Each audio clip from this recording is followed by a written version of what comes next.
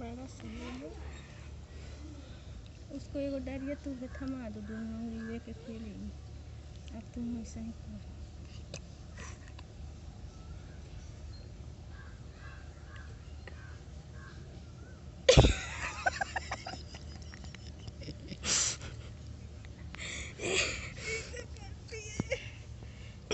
उसको बड़ा सा पतला तू के दे दो डरिया।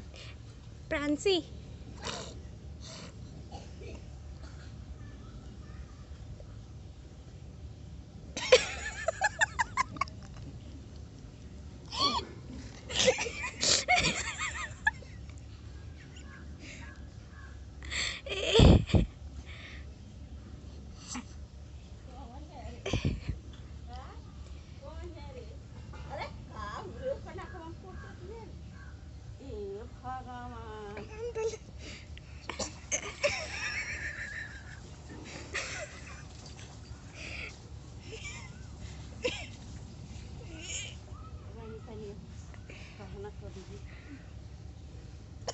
तन बोतल में दवाई बा ना, और ढक्कन लेंगी तन नमक डाल। जो ले अरे कहाँ रे करवावत ये चुपचाप।